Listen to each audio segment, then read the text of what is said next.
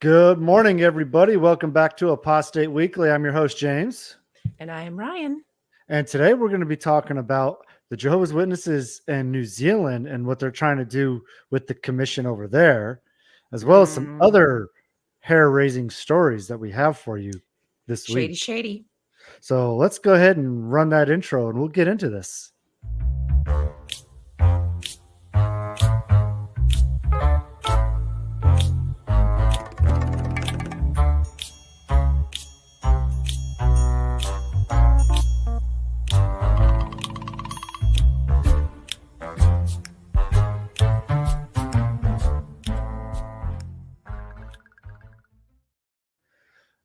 Yes, some more shady Jehovah Witness stuff going down this week. Isn't it just crazy how they always are up to something? And yeah, always up to something. They're busy they're little busy. beavers. And You'd think they'd be so busy doing their field ministry work. Oh, that's right. they don't have to. They don't have to count the time no more. Oopsie, I forgot it. Yeah, I mean, what a wonderful time to be a JW, not having to count time. I'm so jealous. I right? know. We had to spend our goddamn Saturday mornings knocking on doors, sometimes our Sunday afternoons if we were a really good kid. And now all they have to do is check yes or no. Shit, I'll just say that I talk to people at school. Yeah, they get to check yes or no. And then also, on top of that, they have the cart witnessing, so they can just stand there and not talk to anybody at all. Like, yes. I mean, what the heck, man? Like, you don't have to talk to nobody. You don't have to count your time. Yeah, this is going to really make for a large, grand increase. And again, I don't understand how the members don't see it just as busy time. Yeah. Keeping themselves occupied. It's just so they don't have time to do other research, have fun, have hobbies, other interests that could eventually pull them away from the organization.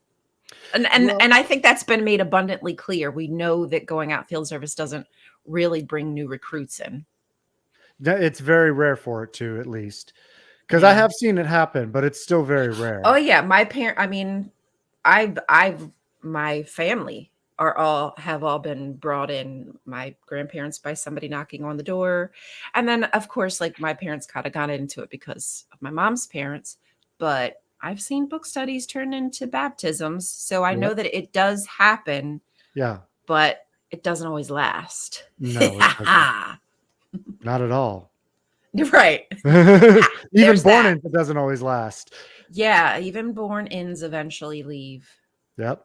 And my mom right now in the chat, and good morning, Mom and Dad, by the way.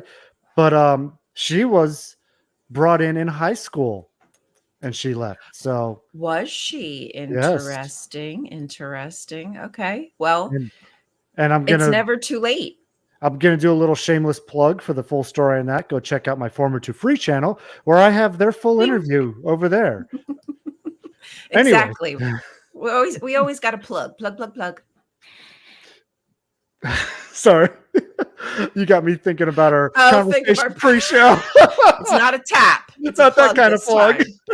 Or could be a plug with a tap, and the people in the audience are going, I know, right? I'm afraid to know what these guys are talking about. Just saying. Don't you worry about it. It's all good, people. It's all good. Oh, good. Only on the up and up here on Apostate Weekly. That's right. We only talk about wholesome things. Whole. Did you say whole? Whole, yeah. Okay, before we get ourselves in the hole. Anyways, let's go ahead and get into our first story. I want to talk about the New Zealand. So New Zealand has been working on doing a commission.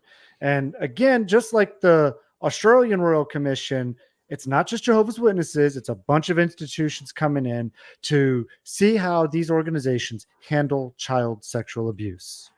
Right. And the Jehovah's Witnesses have been spending the last 3 years fighting tooth and nail to not be part of this commission. Why? Because they know how bad it went for them the first time around in Australia.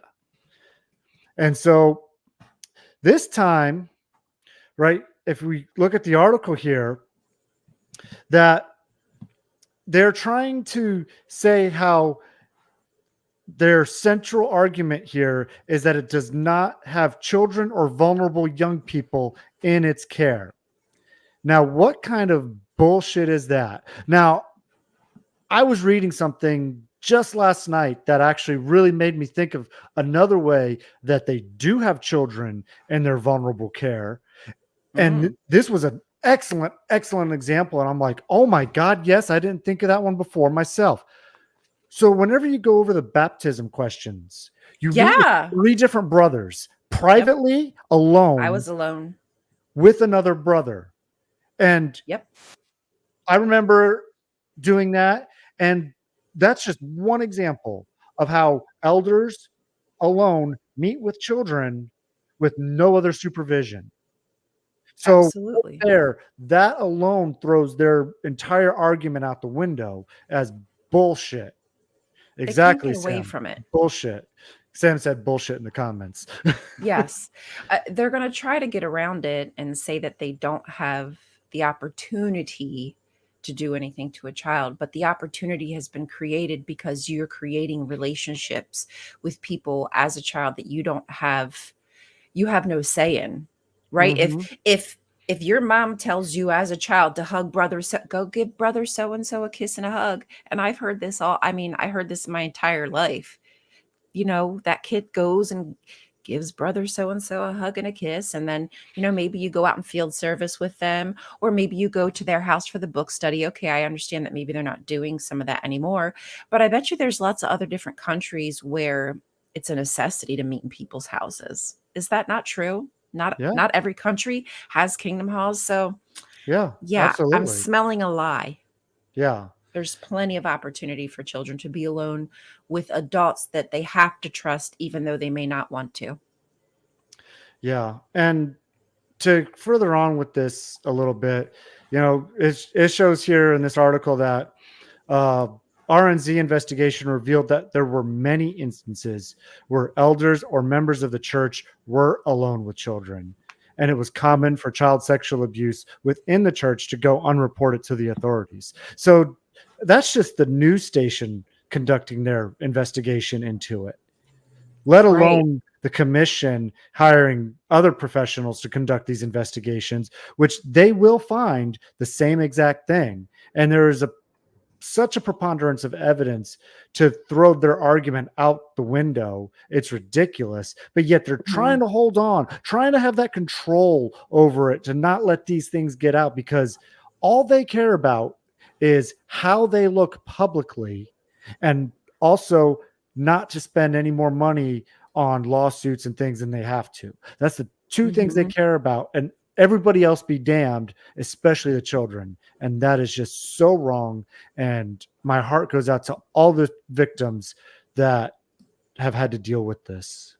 And I think my biggest problem is, number one, they don't address it. There's no accountability. It's always, washing their hands of it. We're not alone with these children. This happens systemically.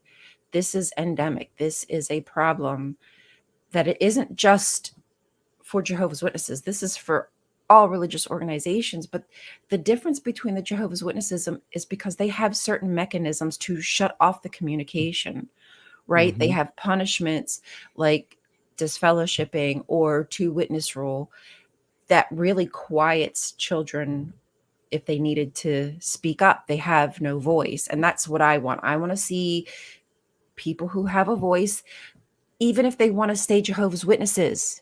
Yes. Some of these people might still want to be Jehovah's Witnesses, but want to see some justice. And that should be okay. Yeah. 100% should be okay.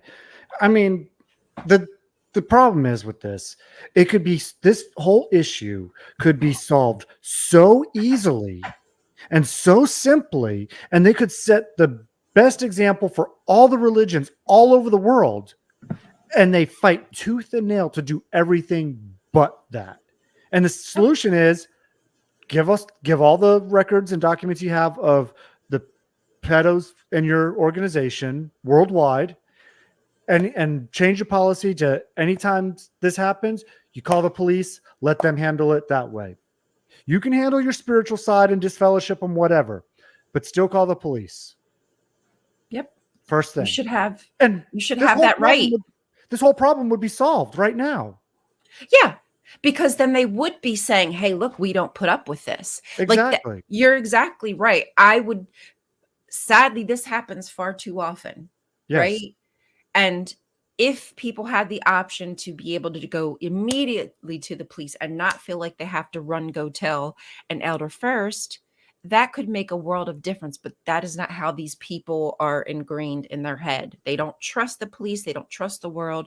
They don't trust these systems that are put in place. They only trust the systems the organization has put in place. And that's why it's so goddamn systemic. Yep. It's just through and through. And the problem is at this point is they've dug their heels so deep in on this issue to have it their way with this that they can't go back and renege on what they've said. Otherwise, all the lawsuits will open up on them and they'll have to shut their doors because of all the money that will go out. But still, it would be better for them to be a broke, out of business religion that fessed up to it and really help the victims than to continue to try to cover it up and sweep it under the rug. That's the kind of organization that I would trust. Yeah, exactly. I know that sounds silly, but an organization who reaches problems, addresses them, and makes changes is an organization that I trust can get to a better place, but they've not made any of those steps. So it's really just an organization who will lie and do anything to get their way. And, the leaders still want to get up there and, beg you for money and keep on having the children and people doing the free labor for them all the time while they're doing and trying to tell them at the same time how this is the best life ever, while being so reproachful and shameful behind closed doors. It's just disgusting. Yes, I agree with you 100%. Nothing. Hey, what's up, dude? Nice to see you here. This is not biblical. This is not the way, if you believe in Jesus, that he would handle it. He would have wanted to protect the children, and that is not what this organization does. Exactly. So, want to move on? What do I got? Yeah. Okay. So I told you all that I would have a website for you that would have statistics about who is committing the crimes. Oh, this lady, is that her website? Yes, she's the one with the help of other people. I follow her on TikTok. Yeah, she's really awesome. Yeah, she is. Kristen has collected a lot of data that I have found super interesting. So I'll just scroll down so you can kind of get a brief idea of the information that it collects. I mean, it's collecting different social, like religious people, different job types, etc. So it really breaks it down to who is committing like these crimes. And again, as I've said before, if you just look at the family known at the top left, it's usually somebody okay? Like this, it's not now it could be some weird, creepy guy hiding somewhere in a grocery store, but it's likely somebody that you already know who's already built some kind of relationship or trust with that child. And if you see, it even breaks it down further into like different church workers. So it broke it down between church workers, but also like preachers, because church workers is, that could be like a secretary versus an elder. Yep. Right. So a different authoritative position inside of the organization. And what's this website called, by the way? Oh, so it's called Who is Making News. Actually, I'm just going to copy it and paste it right into our chat, if that's okay. And that way people, it is in the description, just so you all know, we have the links there, but that's the whoismakingnews.com. Okay. Whoismakingnews.com. One thing I love about this lady is every time I see one of her videos, she goes through all the different, priests or whatever. And then at the end of it, she's always say, and again, it's no trans people and none of that, none of these people that the Christians like to say are the ones who are the problem are the actual problem. It's them. Right. It's usually the one looking back at them in the mirror. I love how they break it down here per capita, by state. I mean, look at freaking Texas is just bright freaking red. It's got Rudolph's nose there. So please go check it out. See who's really committing these offenses. They're working through some issues like making sure there's no duplicates and things of that nature because they're pulling them from different particular sites. And as well, they have to make sure that sometimes a name is spelled wrong, so it looks like a duplicate, but they're being very diligent about getting this as accurate as possible. I mean, look at this. They have all different pimp. They've even got a pimp on here, tattoo artist. So they've truly broken it down. But if you look to the left, Boy Scout leader, military, school district employee, these are people that we should be able to trust. Drug dealer. Yes. Trust your local drug dealer. Well, I mean, James, you say that. And I mean, I trust. Hey, you got to be able to trust your local drug dealer, right? That's right. But please go check that out. It's a really good website. That's really all I have to say about this particular one. I enjoyed going through it, and I'm going to keep myself checking it out. Sam asked if you could post that link in the Discord as well. And, yes, I can. And for our viewers, just so you know, I also posted the link for the Discord in the chat as well. So any of you who are new here, please come join our Discord on Apostate Coalition. We'd love to have you over there. Yes, please do. I need to do better with I haven't gone on there in a little while. My bad. I'm sorry, y'all. I'm sorry. I've just been in a different headspace.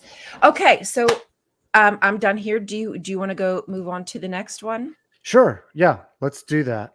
So we have coming up for you right now a Jehovah's Witness who was sentenced to 12 years in prison for abuse, and he was a fugitive of the law from this abuse for a while. So from let's see here, it says here that it was determined that the events occurred between March 05 and March of 08 and between April of 2010 and April of 2011. And so this is down in La Paz. I'm not exactly sure. Where is La Paz at? Is that like New Mexico? I was just going to say, it sounds like something more southern. Yeah. I'm not quite sure where that is. Maybe if somebody in the chat knows better than I do, because I really don't know where that's at. But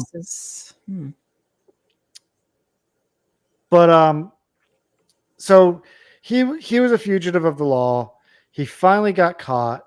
He's facing 12 years for his abuses. And one of the things that stood out to me on this story was how he blames being a Jehovah's Witness for his actions because of the repression and everything.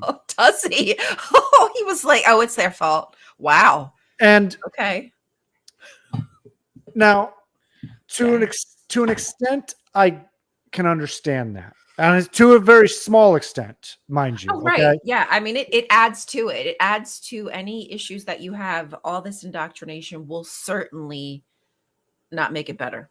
But there does come a point when you have to grow up and say, you know what? Yes. I need to take responsibility for my own actions. I can't use a religion. I can't use an abuse that happened to me. I can't use these things as my crutches and excuses to justify my actions. At some point, you got to say, you know what?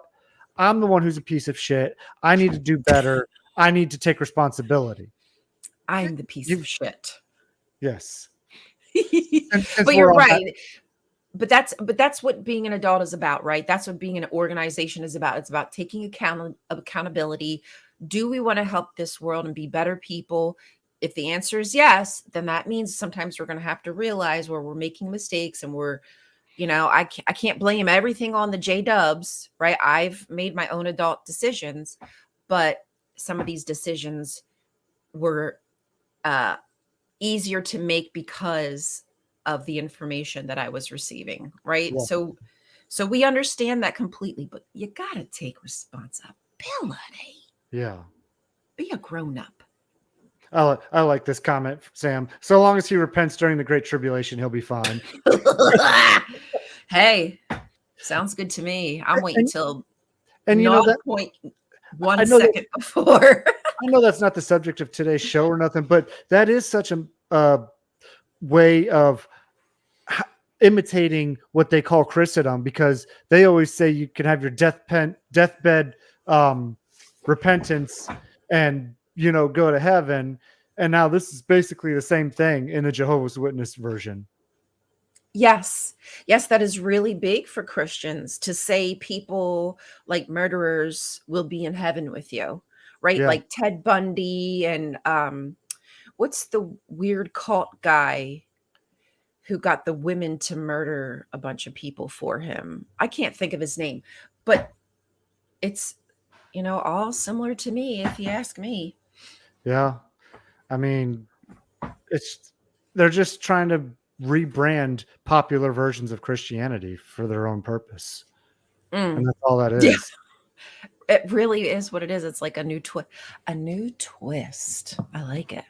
Yes. All right. Are you ready to move on? Charles, you knew who I was talking about. Charles Manson. Thank you. The cultiest of the cult. And some people think that dude's going to heaven. Like, please stop. Okay.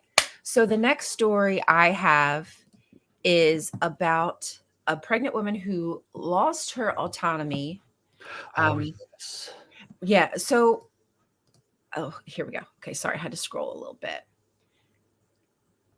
So she was imprisoned for endangering her fetus. She tested positive for methamphetamines. And so they threw her in jail. I think she was only a few months pregnant at the time. And they denied her medical care. So she didn't have any of her prenatal visits. She was not able to access her, she was on medicine for certain issues, I guess. She was denied access to that. She was forced to sleep on the hard cold floor with a little thin, one of them little thin mats. And that's what she was sleeping on. Oh, she went into labor and they just told her to be quiet. It was over the weekend, so they told her she needed to shut up.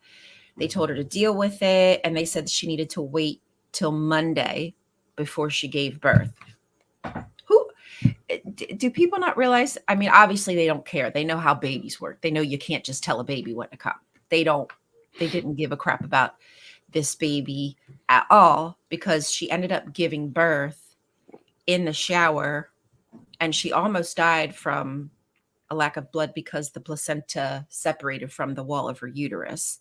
Oh. So the baby could have, they could have killed the baby is what could have happened because the way that they were treating her. Oh, yeah. So, while this is super sad that she was somebody who was addicted to drugs, I'm guessing if that's the case, why aren't there better systems for pregnant women to get the help they need instead of being forced in a jail cell to sleep on a cold mat and not receive prenatal care if you're in fact trying to save the baby? Which is it? Yeah, again, you pro-lifers out there and you do this kind of crap to people, you're just such hypocrites. It's ridiculous. And then even after she had the baby, they still weren't helping her. That's how a pro-lifer is, though. They don't care. They care only that the baby is born. After that, they don't care about it at all, because they don't want to put in other systems to help the mother or the child after birth. No, they will give they will give people a grant, like $9,000 to $10,000 grants, so we can adopt babies. Mm-hmm. But if that 9 or 10 grand would make me, like, help me make a decision to keep my baby, like, oh geez, I was just going to lose my house. I might lose my job. That's why I didn't want to have the baby. But if you give me this like 9K, this 10K, I can secure a place to live. I can get some help I need, go to the doctors. So this might be the turning point for people. Give them the grants instead of giving it to strangers to adopt a baby. It's weird. Look at that little enemy of God. You know what's worse? Yeah. Okay, I put that comment up, and when I looked at it, there's something that makes it worse because his picture's there with his thumb up about it too. So it's like he approves of this message. That little enemy of God. Yeah, it is how I think that there's some twisted way that children are viewed like that by Christians because they think that they're sinners, right? They've passed down this inherited sin, and it's actually not even biblical. It's not a doctrine that's written in the Bible. It's something that's been created, but it's really sad, and I see how it's certainly useful for these organizations to use things like that. Well, it's just a little sinny baby. It's probably gonna grow up and sin anyway, so who cares? So, Right. anyways, did you have Sad, sad, anything sad. else to cover today? Oh, I did have one other story. Give me uno segunda. Share this tab instead. I'll add that to the stage. Boop. Look at that. Pushing buttons like a professional. So, I mean, we've talked about this before, that the Jehovah's Witnesses lost their registration, they lost their subsidy. Yes. Wow, like little babies, they lost their money. So now they're going to be suing, and the date I believe is set for January of this coming year. So they're going to try to sue for the subsidy money that they believe that they were owed, because I think at the time they still were considered a religious community. It sounds like a bunch of hullabaloo to me. Can you make it They're bigger going to go for for it. please? Oh, yeah, sure. Sorry about that. Thank you. Yes. Do you want me to just read it? It's not that long. Sure, go right ahead. Okay. So it was last year that it became known that Jehovah's Witnesses lost both state subsidies for 2021 and a registration as a religious community. However, Jehovah's Witnesses disagree with the decision. They do? Surprise. We are convinced that Jehovah's Witnesses meet all the legal requirements to receive state subsidies, and that is the reason why we have applied for state subsidies also for 2022 and 2023.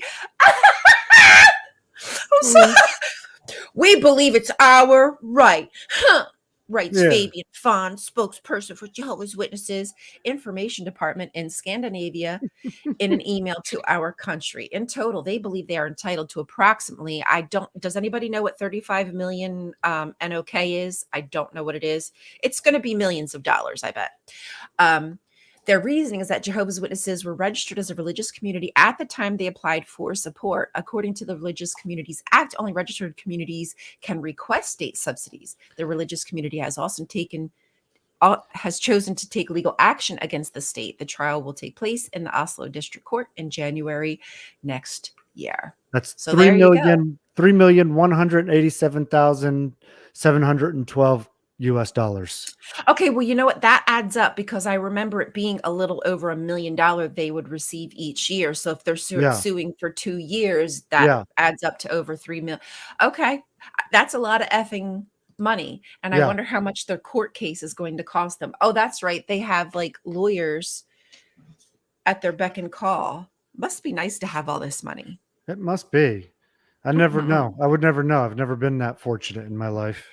Yeah, right. Mother effers. So there you go. J-Dubs again, playing with the law. They'll do anything but the right thing. Trying to weasel their way out of stuff and trying to get paid for stuff that they don't deserve to be paid for. Like, right. Come on, guys. You were denied access to that money because you're shunning children. You could change your policy and rake in the dough. They probably could rake in the dough because there's other places they probably lost that subsidy, but they choose not to. Nope. We will never change our policy. Right. Toni Morris. So this is you sealed your fate. You put the nail in the coffin. Yep. And now you want to have it both ways. Of course they do. They always want to have it both ways. Have it your way. Okay, well, that's that. That's what I got, my friends. So, yep, I think that'll do for this week. So, thank you all for joining us for another edition of Apostate Weekly. Please don't forget to like, subscribe, and share. Help the YouTube algorithms get out there so we can get this out to more people. Also, again, I'll remind you, the links for the Discord are in the chat. So please come join our Discord if you haven't already. And you can chat with me and Ryan and other lovely apostates. Ryan needs to do better with checking her. Oh, shit. Oh, I just realized I had a message I was supposed to. Oopsie. Oh, Ryan. Anyway, okay. Well, it looks like I have something on to you. do. Dude, I have just been out of my mind. And you know, honestly, I do want to say, like, part of my distress is, like, I am really super upset about what's happening in Canaan. You know, that's like my passion, is to educate people about the land of Canaan, now called Palestine, now called Israel. I don't know what you want to call it, but I just want peace in the Middle East. I don't want my people to get killed. It's really sad. I don't want anybody to get killed. I wish it would just all stop. I don't understand why we can't get along and care for each other and share what we have versus just wanting to kill somebody for, you want land, you know, you want to occupy, you want colonization. Anyhow, that's all I'm saying. Peace in the Middle East. I love you guys. Take care of each other. I promise I will do better with trying to get to the Discord and come chat with us. Oh, and also we have the Washington, D.C., just in case anybody in the audience doesn't remember, we have the Be Free 2023. It will be on the 31st of October. It's a Tuesday. It starts at, I believe, 10 a.m. till somewhere around 2, 4 o'clock. I forget. But we had an interview on Apostate. Good morning, Bree. Bree, we got to have our show together. Like, seriously, like, I'm like sick of pretending. I'm sick of it. I'm sick. Yes, so please go check out the interview on Apostate Coalition. We interviewed Justin from XJW. Wait, what is his handle? Critical Thinker? Shoot, I forget. But he's an awesome guy. He's doing some of the speaking at the event. And if you're going to be there, please make sure you come meet me. And also, don't forget to check out Ryan's new show on Sunday as well. The Adult Table. I have a new show. So I'll give you a shameless plug since you forget your own stuff. Don't tap it, you sicko. Also, this Sunday we don't have a show, but we will have a show next Sunday, and it will again be like underworldly, supernatural kind of theme. And it's Rabbi Mike's show this go. Well, that means that because she's not having a show this Sunday, it'll be a good chance if you want to watch one of the previous shows to catch up. So there you go. See, take an opportunity to do the right thing. That's right. Do the right thing. Go watch her show, subscribe to it, like it, help her algorithms out on that new show. But anyways, we're going to stop it right there. We love you all. Have a great week. And we will see you all again next week on Apostate Weekly, everybody. You better come meet me. I'll see you there. All right. Bye. Bye. Love you. Bye.